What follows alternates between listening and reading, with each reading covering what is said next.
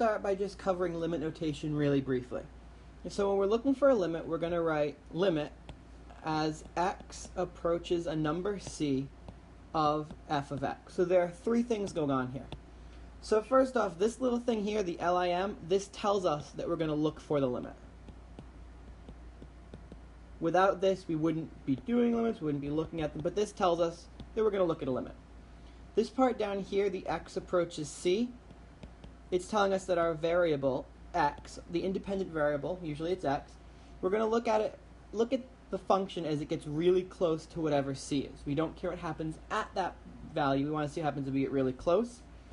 And then we're going to have the limit of some function here.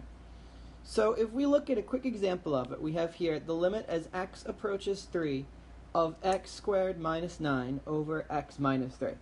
So we know here that we're going to be looking for the limit, and we're going to want to look at what happens to x as it gets closer and closer to 3.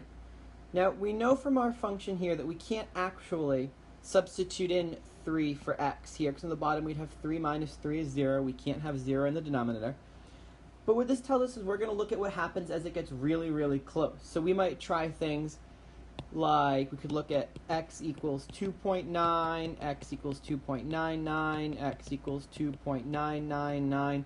We could look at things like x equals 3.001, really, really close to 3. Not close like 1 or 2 or 4 or 5, but like really, really close, like 2.999999999.